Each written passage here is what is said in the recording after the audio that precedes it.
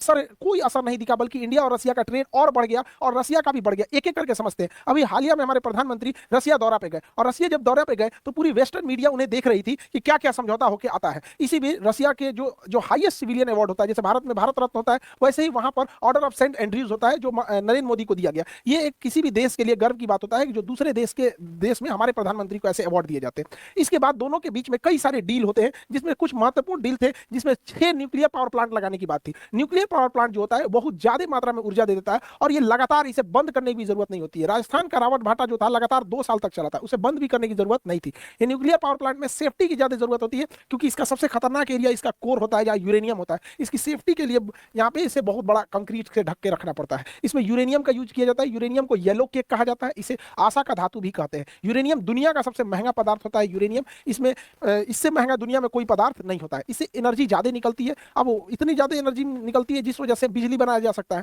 तो रसिया के साथ हमें 6 पावर प्लांट की जरूरत है, क्योंकि India day by day develop करते जा रहा है, और हमारे इंडिया में हर चीजें इंफ्रास्ट्रक्चर से लेके आईटी सेक्टर में डेवलपमेंट हो रही है, तो बिजली की खपत बहुत ज्यादा हो रही है, इसलिए इसकी भी जरूरत है। साथ में रसिया ने भारत के साथ बहुत समझौता हो सके तो इस डील को करेगा, फ्लोटिंग न्यूक्लियर पावर प्लांट। हालांकि रसिया के पास शिपिंग न्यूक्लियर प्लांट की बहुत एक्सपर्टीज है, उसके पास परमाणु पनडुब्बियां बहुत ज्यादा है। तो ऐसे ही बिजली घर को पानी वाली जहाज में ये लोग फिट कर देते हैं। जो न्यूक्लियर रिएक्टर उसे पानी वाली जहाज में फिट कर देंगे, और बाकी उसमें जो भी सिस्टम है लगा देंगे, और सिप ऊपर से नॉर्मल दिखेगी, अंदर से ऐसा होगा। सिप ऐसे दिखेगी, बाहर से यहाँ पे होगा। अब इस सिप को किसी भी जगह पे हम मूव करा सकते हैं। सपोज कि अगर केरल में बिजली पे अटैक हो गया और केरल की बिजली सप्लाई खत्म हो जाती है, तो इस जहाज को केरल के पास जाएंगे, और जैसे ये क्रेन लगा है ऐसे ही तार लगा देंगे यहाँ पे ग्रिड, और उसे ग्रिड से जोड़ देंगे। एक बार जब कोई भी इलेक्ट्रिसिटी ग्रिड से जुड़ जाती है, तो आपका मन आप जहां मन वहां भेज दीजिए। जैसे रेलवे लाइन पूरे देश में बिछा हुआ है, वैसे बिजली लाइन पूरे देश में बिछा हुआ है, जिसे हम लोग ग्रिड बोलते हैं। ये ग्रिड से जोड़ सकते हैं, तो इसका बहुत फायदा। इसकी क्षमता है 800 मेगावाट।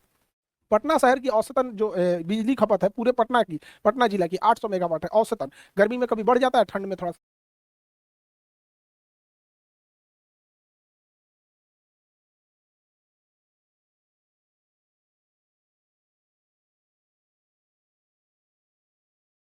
कम हो जाता है, जैसे एसी वगैरह का जरूरत होता है। तो एक शहर को ये अकेले बिजली सप्लाई कर सकता है, अब मूव करके इधर से उधर चला जाएगा। तो रसिया से इसकी भी डील लगभग लगभग तय मानी जा रही है यहाँ पर। और इसी बीच जब जब यहाँ पे डील हो ही रहा था, तो रसिया से 2 ट्रेन कोयला को लेकर इंडिया पहुंची। अब यहाँ से कोयला को लेकर इंडिया कैसे पहुंची, तो इंटरनेशनल नॉर्थ साउथ कॉरिडोर लेके ये ट्रेन रसिया से होते हुए यहाँ पर कजाकिस्तान, ये जो काकेशस पर्वत है, इसे पार करके ईरान के चाबहार पोर्ट पर पहुंचती है। ईरान के चाबहार पोर्ट के बाद फिर वहां से मुंबई पहुंच जाती है। तो यहाँ से ये इंटरनेशनल नॉर्थ साउथ कॉरिडोर जाता है। इसी में यहाँ पर India Middle East economic corridor भी जाता है। तो India Middle East economic corridor जो है ये भी यहीं से गुजर सकता है। तो India Middle East economic corridor Dubai, Saudi अरब ये होते हुए यहां से निकल सकता है। लेकिन इन दोनों इतने बड़े बड़े ट्रेड रूट के लिए भारत के पास मुंबई बंदरगाह उतना गहरा नहीं है। इसलिए मुंबई बंदरगाह से बहुत गहरा बनाने के लिए और वर्ल्ड लेवल का बंदरगाह एयर सीपोर्ट बनाने के लिए वहां पे मुंबई से थोड़ी दूरी पे वाधवन पोर्ट बनाया जा रहा है। वाधवन पोर्ट जो है ये टॉप दुनिया के एशिया के जितने बड़े बंदरगाह उसमें टॉप 10 में ही आएगा। इतना बड़ा इसे बनाया जा रहा है। इस समुद्र के अंदर 6 किलोमीटर में बनाया जा रहा है, ताकि गहराई वहां ज्यादा हो